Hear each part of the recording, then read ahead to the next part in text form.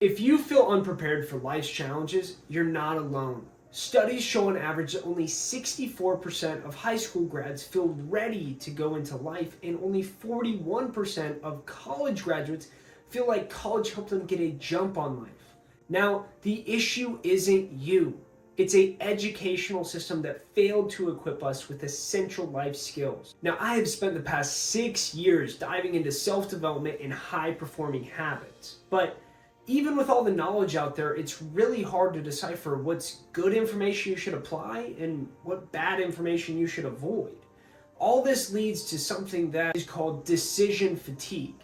Now, decision fatigue is the deterioration of the quality of the decisions we make when you're overwhelmed with too much advice. In today's day and age, we're all overwhelmed. This is a vicious cycle that can inhibit your growth when you can't develop the skills you need with the advice you're being given. After hearing that, you're probably like, Kyler, what can I even do about this? And that's exactly what we're going to be talking about in today's video.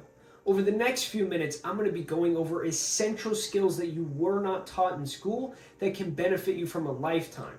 This is all going to be coming from a book that has stood the test of time, How to Win Friends and Influence People by Dale Carnegie. But before we dive in, here is my promise to you. Each video in this 4-part series is going to give you actionable advice and skills that you can apply in your life today. We will be going beyond surface level information, and we will understand the why behind the skills and how they apply to your life. I will also be challenging you at the end to make this information stick and not just go in one ear and out the other. Now that you know what to expect, How to Win Friends and Influence People is comprised of 4 parts. Today we're going to be going over part 1.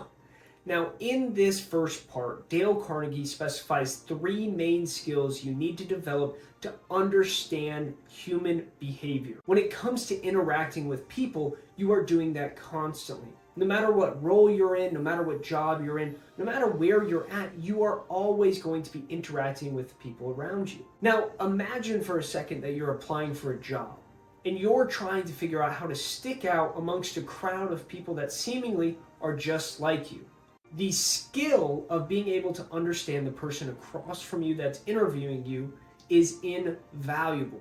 If you are able to understand what that person is looking for, the needs and wants of the position, and be able to align yourself in a way that makes them believe that you are that perfect candidate, you now have something that makes you stand out from the crowd. This is the first skill we're going to dive into that Dale Carnegie talks about, and what he likes to call don't kick the beehive. Now, before I dive in, I want you to think to yourself, was there a time when you gave somebody criticism and it backfired on you?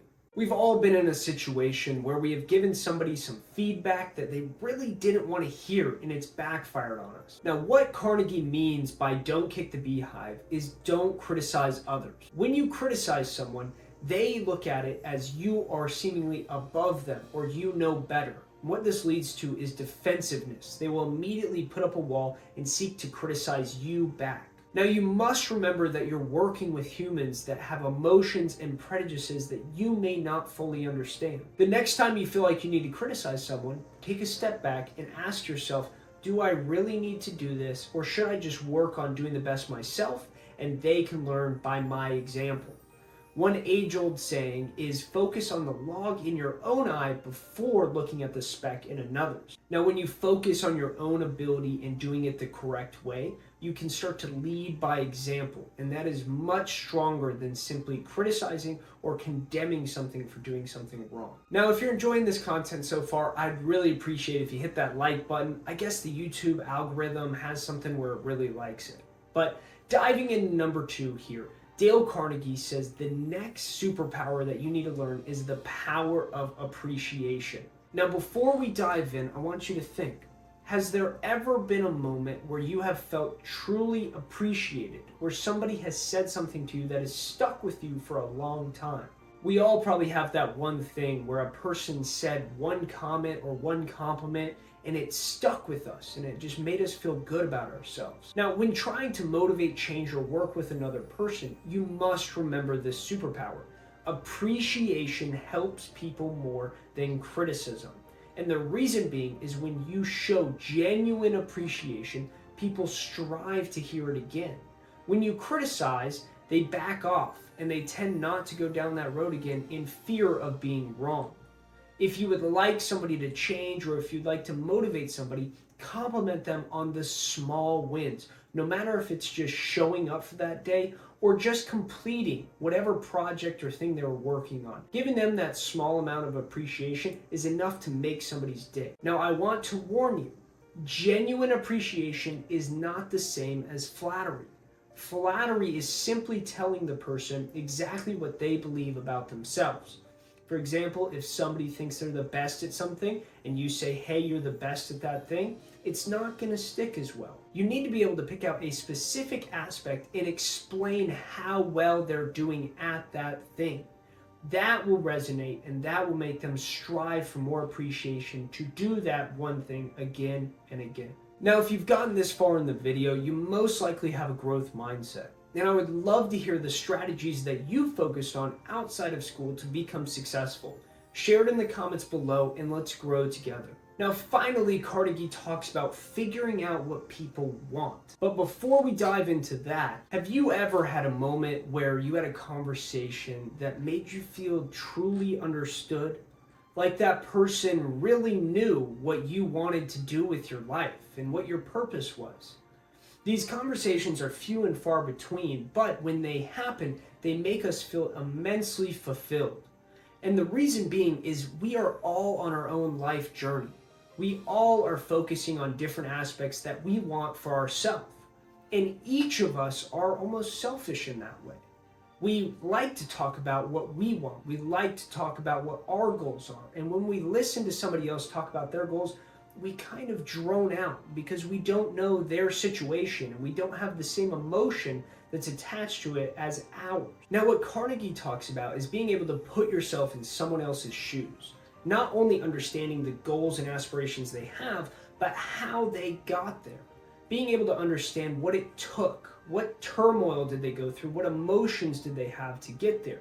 And once you can sit back and put yourself in their shoes, you can truly align yourself to what they're talking about. This is an amazing skill in building relationships and being able to have great conversations.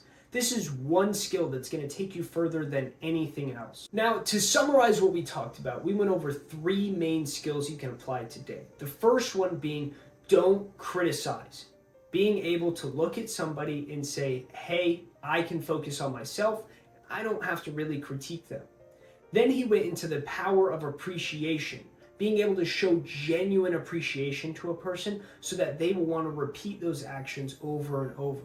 And the third thing was being able to put yourself in another person's shoes and understanding where they came from and where they're going, to be able to align your speech and understand them on a deeper level. Now, the challenge I talked about in the beginning was for you to focus over the next 24 hours on not criticizing, condemning, or complaining anybody around you. If you want to take it a step further, find 3 people that you're close to and express genuine appreciation. Not through a text, not through social media, but either calling or saying it to them in person. What I want you to look at is, how did that interaction go? How did it make the other person feel? And how does the relationship look moving forward? If you would like, throw it into the comments and I would love to hear how it went. Now, this wraps up part 1 of the 4-part series of the book, How to Win Friends and Influence People by Dale Carnegie. If you like this video, then please share, subscribe, and be on the lookout for part 2, where we go over the 6 ways to make people like you. I appreciate you guys watching, and I hope you have an amazing day. Peace.